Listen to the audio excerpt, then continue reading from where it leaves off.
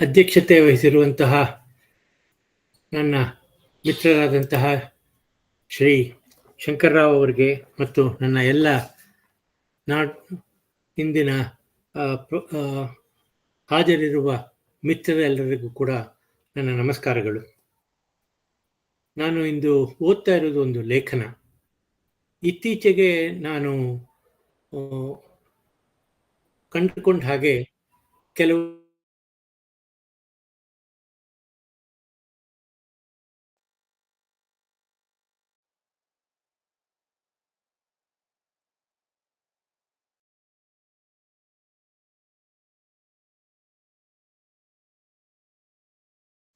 ಕೇಳಿಸ್ತಾ ಇಲ್ಲ ಅಲ್ವಾ ಸರ್? ಅಡಚಣೆ ಇದೆ, ಒಮ್ಮೆ ನೋಡಿ. ಹೌದು, ಕೇಳಿಸ್ತಿಲ್ಲ.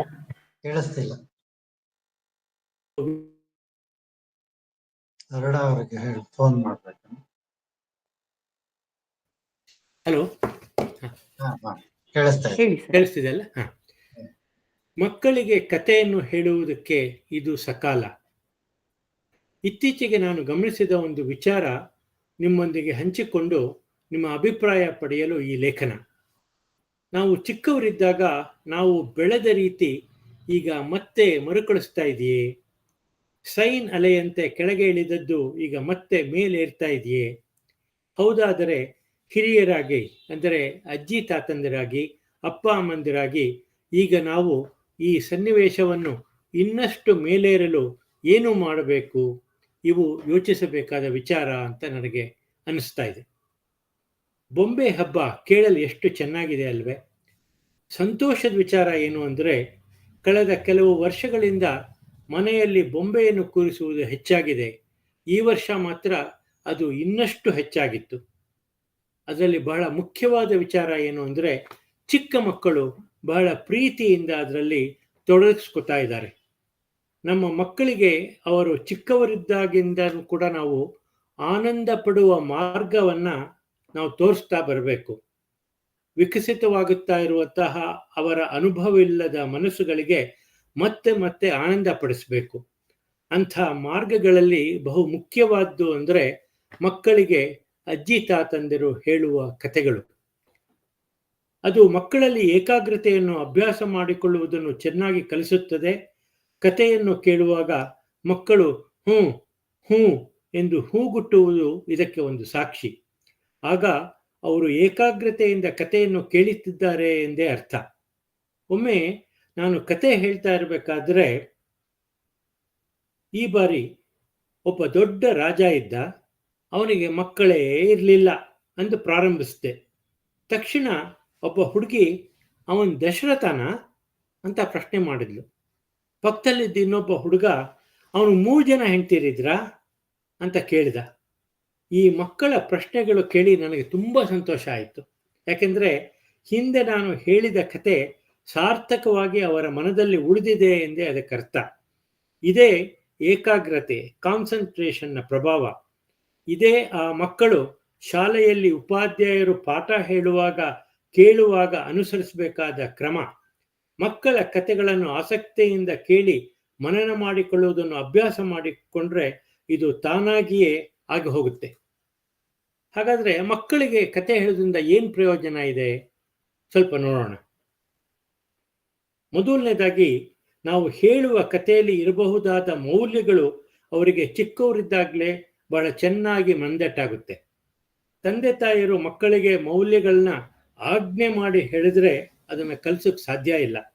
ಹಾಗೆ ಮಾಡಲು ನೋಡಿದರೆ ಅವರು ಅದನ್ನು ತಿರಸ್ಕರಿಸಬಹುದು ಅಥವಾ ಅದಕ್ಕೆ ವಿರುದ್ಧವಾದದನ್ನೇ ಮಾಡೋಕ್ಕೆ ನೋಡ್ಬೋದು.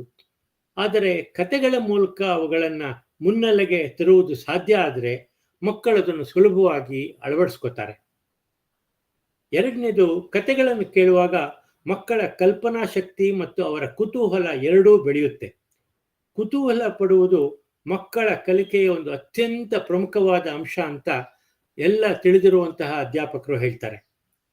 ಕಥೆಯನ್ನು ಕೇಳುವಾಗ ಮಕ್ಕಳಲ್ಲಿ ಭಾವಪರವಶತೆ ತಾನಾಗೆ ಉಂಟಾಗುತ್ತೆ. ಇದು ಮನುಷ್ಯನ ಜೀವನದ ಅತಿ ಮುಖ್ಯವಾದ ಅಂಗ. ಇದರಿಂದ ಮಾನವ ಸಹಜವಾದ ವಿವಿಧ ಅನುಭವಗಳನ್ನು ನಿಧಾನಕ್ಕೆ ಅರ್ಥ ಮಾಡಿಕೊಳ್ಳುವ ಮತ್ತು ಅನುಭವಿಸುವ ಕೌಶಲ್ಯ ಕೂಡ ಇದರಿಂದ ಅಭಿವೃದ್ಧಿಯಾಗುತ್ತೆ. ಕೊನೆಯದಾಗಿ ಕಥೆಗಳಲ್ಲಿ ಬಳಸುವ ಹೊಸ ಶಬ್ದಗಳನ್ನು ಗ್ರಹಿಸುವುದರಿಂದ ಮಕ್ಕಳ ಭಾಷಾಶಕ್ತಿ ಹೆಚ್ಚುತ್ತದೆ, ಅವರ ಪದ ಸಂಪತ್ತು ಹೆಚ್ಚಾಗುತ್ತೆ. ಇಷ್ಟೆಲ್ಲ ಇದ್ರೆ ಕತೆ ಹೇಳು ಸುಲಭನಾ ಅಂದರೆ ಅಲ್ಲ. ಮಕ್ಕಳ ಕತೆ ಹೇಳುವುದು ಹೇಗೆ ಅನ್ನೋದನ್ನ ಹಿರಿಯರಾದ ನಾವು ಸ್ವಲ್ಪ ಮನನ ಮಾಡ್ಕೋಬೇಕು. ಮಕ್ಕಳೇನೋ ಕತೆ ಕೇಳೋಕೆ ಸಿದ್ಧರಾಗಿರ್ತಾರೆ, ಆದರೆ ಕತೆ ಹೇಳುವ ನಾವು ಸೂಕ್ತ ಸಿದ್ಧತೆ ಮಾಡಿಕೊಂಡ್ರೆ ಅದರ ಫಲ 10 ಪಟ್ಟು ಹೆಚ್ಚಾಗುತ್ತೆ. ಹಾಗಿದ್ರೆ ಯಾವ ರೀತಿಯ ಸಿದ್ಧತೆ ತಂದೆ ತಾಯಿ ಅಜ್ಜಿ ತಾತನ ಮಾಡ್ಕೋಬೇಕು? ಒಂದು ಸ್ವಲ್ಪ ದೃಷ್ಟಿ ಹರಿಸಿದ್ರೆ, ಮೊದಲನೇದಾಗಿ ನಾವು ಮಕ್ಕಳಿಗೆ ಹೇಳುವ ಕತೆ ಅವರ ವಯಸ್ಸಿಗೆ ಸರಿಯಾದಾಗಿರಬೇಕು. ಎರಡನೇದು, ಕತೆಗಳಲ್ಲಿ ಬಳಸುವ ಭಾಷೆ ಆ ಮಕ್ಕಳು ಅರ್ಥ ಮಾಡಿಕೊಳ್ಳೋ ಹಾಗಿರಬೇಕು. ಮೂರನೇದು, ಕಥೆ ಹೇಳುವಾಗ ನಾವು ನಿರಾಸಕ್ತಿಯನ್ನು ತೋರಿಸಬಾರ್ದು. ಅದಕ್ಕೆ ಮಕ್ಕಳ ಕಣ್ಣಲ್ಲಿ ಕಣ್ಣಿಟ್ಟು ಕತೆ ಹೇಳುವುದನ್ನು ಅಭ್ಯಾಸ ಮಾಡ್ಕೋಬೇಕು. ಕತೆಗಳು ಹೇಳುವಾಗ ಮಕ್ಕಳಿಗೆ ಮಾತಾಡಲು, ಪ್ರಶ್ನೆ ಕೇಳಲು ಅವಕಾಶ ಮಾಡಿಕೊಡ್ಬೇಕು. ಇದರಿಂದ ಅವರ ಕಲ್ಪನಾ ಶಕ್ತಿ ವಿಸ್ತರಿಸಲು ಅನುಕೂಲ ಆಗುತ್ತೆ.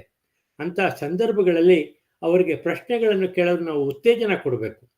ಇದು ಸರಿಯಾದ ಪ್ರಶ್ನೆ ಕೇಳುವುದು ತಮ್ಮ ಅರಿವನ್ನು ಹೆಚ್ಚಿಸಿಕೊಳ್ಳುವ ಒಂದು ಒಳ್ಳೆಯ ಮಾರ್ಗ ಎಂದು ಅವರ ಮನಸ್ಸಿಗೆ ಬರುತ್ತೆ.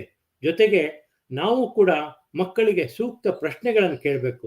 ಉದಾಹರಣೆಗೆ, ಹುಲಿ ಬಂತು ಎಂದು ಕಥೆಯಲ್ಲಿ ಹೇಳಿದಾಗ ಹುಲಿ ಹೇಗೆ ಗರ್ಜಿಸುತ್ತೆ ಅಂತ ಕೇಳಿದರೆ ಮಕ್ಕಳೆಲ್ಲ ಅದನ್ನು ಅಭಿನಯಿಸಿ ತೋರಿಸ್ತಾರೆ. ನಾಲ್ಕನೇದು, ಕತೆ ಹೇಳುವ ಸಂದರ್ಭದಲ್ಲಿ ನಮ್ಮ ಧ್ವನಿನ ಏರಿ ಇಳಿಸಿ ಮಾಡುವುದರಿಂದ ಒಳ್ಳೆಯ ಪರಿಣಾಮ ಉಂಟು ಮಾಡಬಹುದು. ರಾಜಕುಮಾರಿಯು ರಾಕ್ಷಸನೊಡನೆ ಮಾತನಾಡುವುದನ್ನು ಬೇರೆ ಬೇರೆ ಧ್ವನಿಗಳಲ್ಲಿ ಹೇಳುವುದರಿಂದ ಮಕ್ಕಳು ಹೆಚ್ಚು ಆಕರ್ಷಿತರಾಗ್ತಾರೆ. ಕತೆಗಳ ಮುಖ್ಯ ಘಟ್ಟಕ್ಕೆ ಬಂದಾಗ ಸ್ವಲ್ಪ ಸಮಯ ಕೊಟ್ಟು ತಡೆದು ಅನಂತರ ಕಥೆಯನ್ನು ಮುಂದುವರಿಸಬೇಕು. ಇದು ಮಕ್ಕಳಲ್ಲಿ ನಿರೀಕ್ಷೆಯನ್ನು ಹೆಚ್ಚಿಸಿ ಕತೆ ಅವರಿಗೆ ಇನ್ನಷ್ಟು ಆಕರ್ಷಕವಾಗಿರುವಂತೆ ಮಾಡುತ್ತೆ. ಆರನೆಯದು ತುಂಬ ಮುಖ್ಯವಾದ್ದೇನು ಅಂತಂದರೆ, ತುಂಬ ಚಿಕ್ಕ ಮಕ್ಕಳಿಗೆ ಕತೆ ಹೇಳುವಾಗ ಮತ್ತೆ ಮತ್ತೆ ಬರುವ ಪುನರಾವರ್ತಿತವಾಗುವ ಸಾಲುಗಳನ್ನು ನಾವು ಉಪಯೋಗಿಸ್ಬೇಕು. ಆಗ ಆ ಸಾಲುಗಳು ಮನನ ಮಾಡ್ಕೋತಾರೆ.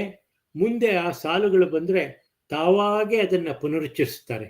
ಇದು ಅವರು ಮಾತನಾಡಲು ಕಲಿಸುವ ಒಂದು ಕ್ರಮ ಕೂಡ ಆಗುತ್ತೆ. ಇನ್ನಕ್ಕಿಂತ ಬಹಳ ಮುಖ್ಯವಾಗಿ ಮಕ್ಕಳಿಗೆ ಕೈ ತುತ್ತು ಹಾಕುತ್ತಾ ಕತೆ ಹೇಳುವುದಕ್ಕೆ ತೊಡಗಿಸ್ಕೊಳ್ಳಿ. ಇದು ಒಂದು ಆಟವಾಗಿ ಪರಿಣಮಿಸಿ ಕತೆಗಳನ್ನು ಕೇಳುವಾಗ ಅವರು ತಿನ್ನಲು ಹಿಂಜರಿಯುತ್ತಿದ್ದ ಅಡುಗೆಯನ್ನು ಇಷ್ಟಪಟ್ಟು ತಿನ್ನುವಂತೆ ಮಾಡುವುದಕ್ಕೆ ಒಂದು ಒಳ್ಳೆಯ ಉಪಾಯ ಆಗುತ್ತೆ. ಇಷ್ಟು ವಿಚಾರಗಳ ಹಿನ್ನೆಲೆಯಲ್ಲಿ ಇವತ್ತಿಂದಾನೇ ಮಕ್ಕಳಿಗೆ ಕತೆ ಹೇಳಲು ಪ್ರಾರಂಭಿಸಿ. ಅದರಿಂದ ಒಳ್ಳೆಯ ಪರಿಣಾಮಗಳು ತಾವೇ ಆಗುತ್ತೆ, ಮುಂದೆ ನಾವೇ ನೋಡಿ ಸಂತೋಷ ಪಡಬಹುದು. ಇದು ಇತ್ತೀಚೆಗೆ ಅನೇಕ ಕಡೆಗಳಲ್ಲಿ ಕತೆಗಳನ್ನು ಹೇಳುವ ಶಿಬಿರಗಳನ್ನು ಮಾಡ್ತಾ ಇದ್ದಾರೆ. ಅವೆಲ್ಲ ಯಶಸ್ವಿ ಆಗ್ತಾ ಇದೆ.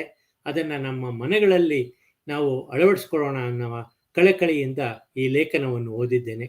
ನಿಮಗೆಲ್ಲರಿಗೂ ವಂದನೆಗಳು. ನಮಸ್ಕಾರ.